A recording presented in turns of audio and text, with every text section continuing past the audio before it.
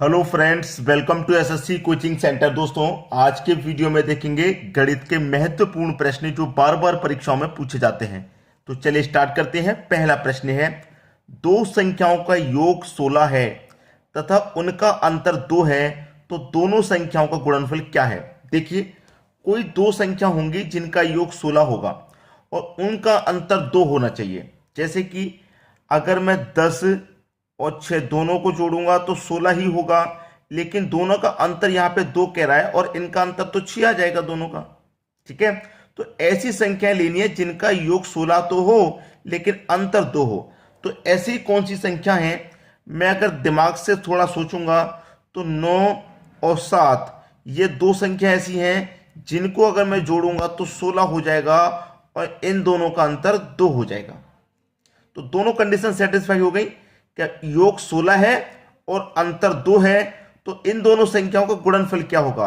अब इन दोनों संख्याओं का गुणनफल क्या होगा? दोनों कंडीशन सेटिस्फाई हो गई। योग 16 है, अंतर 2 है, दोनों का गुणनफल पूछ रहा है, तो दोनों का मैं यहां गुना कर दूं। तो 9 का 7 से गुना कर दूंगा, कितना हो जाएगा? 63 होता है और 63 आपके सी ऑप्शन में दिया गया है। यही आपके प्रश्न का बिल्कुल सही जवाब हो जाएगा। उम्मीद करूंगा अच्छे से और आसानी से समझ में आ गया होगा। ठीक है दोस्तों, अब देखेंगे अगला प्रश्न। अगला प्रश्न है, 1 से 100 के मध्य आने वाली सभी प्राकृत संख्याएं जो 7 का गुणज हैं उनका योग क्या है। 1 और 100 के मध्य में 7 का गुणज, तो पहला गुणज 7 का 7 हो जाएगा, दूसरा 14, ठीक है, 21, 28, इसी तरीके से संख्या चलेंगी। लेकिन कहां तक पूछ रहे हैं? 1 और 100 के मध्य, 100 से ऊपर नहीं जाना चाहिए, 100 से कम रह जाए। तो 100 तक हम पहुंचेंगे तो 98 ऐसी संख्या है जो कटेगी, 7 का गुणज है 98। ठीक है, 14 7 98 होता है, तो 98 कटेगा। तो इन संख्याओं का क्या पूछा उसने जो 7 का गुणज है, उनका योग क्या है। अब देखिए, 7 और 14 में 7 का अंतर, 14 और 7 21 में 7 का अंतर, 21 और 28 में 7 का अंतर। अंतर समान चल रहा है, कोई भी सीरीज चल रही है उसका अंतर समान है, तो योग निकालने का जो तरीका रहता है बहुत पहले आपको सिखा चुका हूं। फर्स्ट संख्या प्लस लास्ट, यानी कि लास्ट संख्या, ठीक है, और डिवाइडेड बाय क्या रहेगा? 2, और जितनी संख्या उतने से गुना।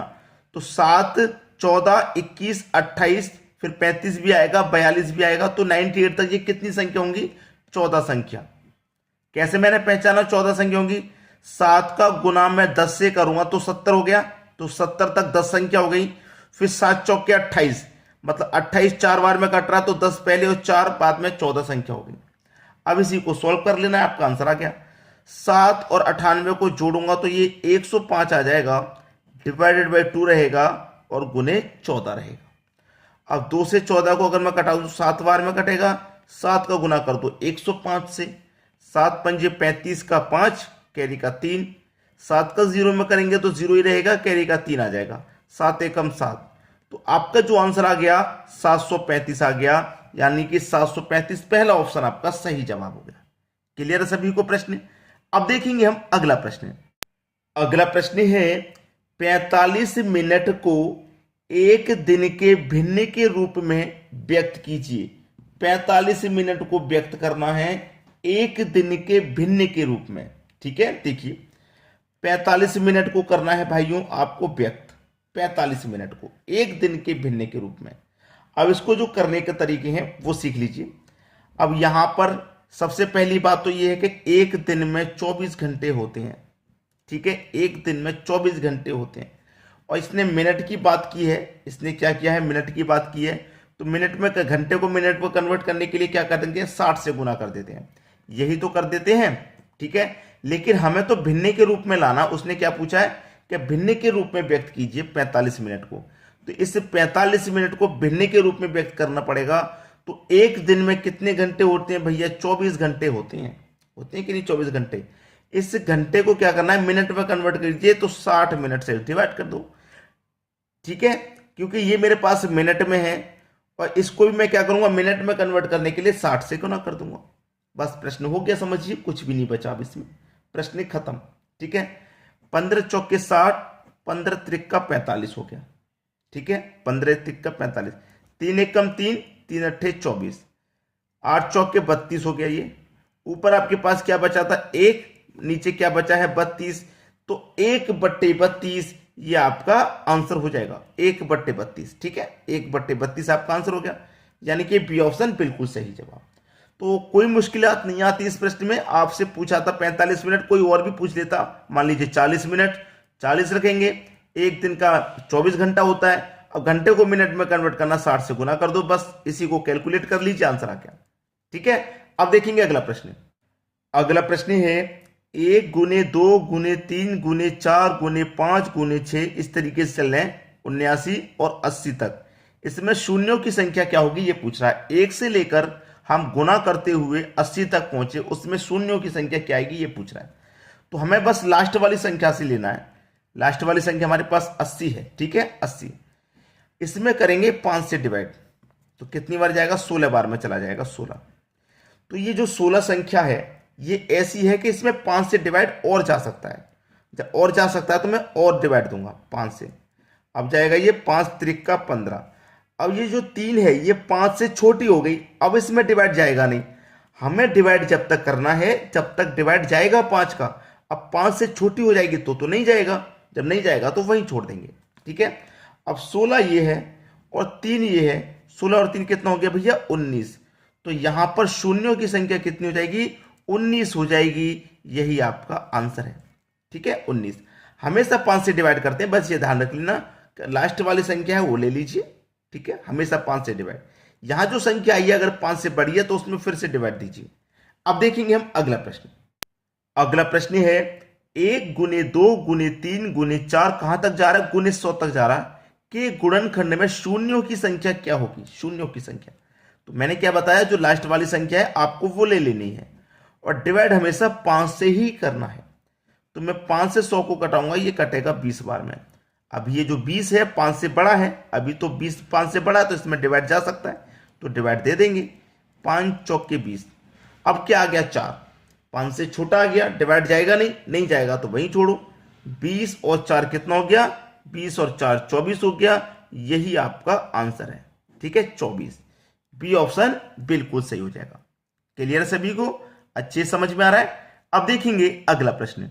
अगला प्रश्न है 1 का स्क्वायर गुने 2 का स्क्वायर गुने 3 का स्क्वायर गुने 4 का स्क्वायर, और ये जाना है हम 100 के स्क्वायर तक, कि गुणनफल में शून्यों की संख्या क्या होगी। देखिए प्रश्न बहुत अच्छा है। अभी तक बिल्कुल हम ऐसा ही प्रश्न देखा था, इससे पहले वाला 1 2 3 4 100 तक जा रहा था, लेकिन उसके ऊपर स्क्वायर नहीं था, स्क्वायर तो नहीं था ना उसके ऊपर।